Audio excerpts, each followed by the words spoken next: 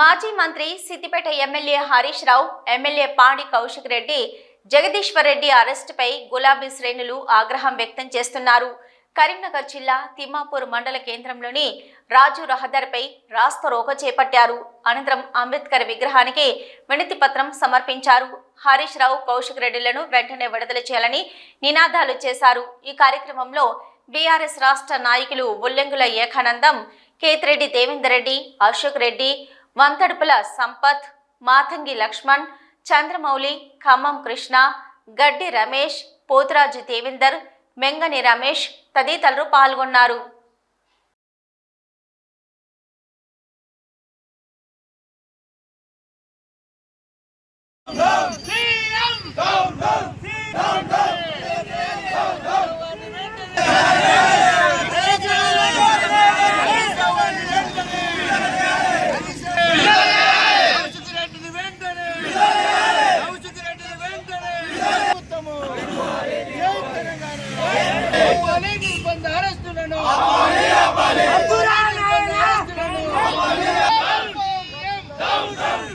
కాంగ్రెస్ ప్రభుత్వం పూర్తిగా దిగజారిన కార్యక్రమాలు పాల్గొన్నది.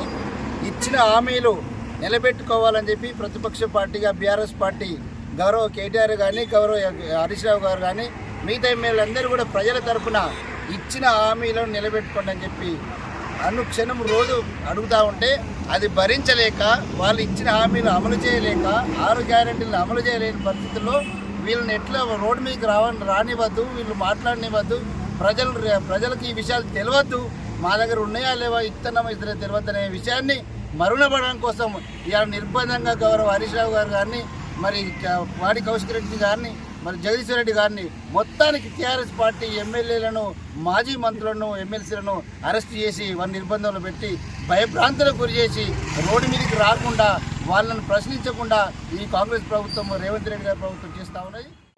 మా టీఆర్ఎస్ పార్టీ అధ్యక్షతన జరిగిన ఈ కార్యక్రమంలో పాల్గొన్న మా టీఆర్ఎస్ కార్యకర్తలందరికీ ప్రత్యేకంగా ధన్యవాదాలు తెలుపుతూ, రాష్ట్రంలో రాజ్యాంగాన్ని తుంగలో దొక్కిన రేవంత్ రెడ్డిని వెంటనే బర్తరఫ్ చేసి రాష్ట్రపతికి మెమరాండం సమర్పించాలని మా రాష్ట్ర టీఆర్ఎస్ కార్యవర్గం అంతా ఈరోజు నిర్ణయం తీసుకున్నది. రాష్ట్రంలో రావణకాండ సృష్టించేందుకు శాసనసభ్యులను కానీ, మాజీ మంత్రులను కానీ లెక్క చేయకుండా ఈరోజు అరెస్టుల పర్వం కొనసాగుతుంది. ఆ అరెస్టుల పర్వాన్ని ఆపకపోతే రాష్ట్రంలో మా టీఆర్ఎస్ పార్టీ కార్యక్రమాలు అగ్నిగుండంగా మారి రాష్ట్రం అంతా అంగడంగా చేసేందుకు కార్యకర్తలు సన్నద్ధంగా ఉన్నారు.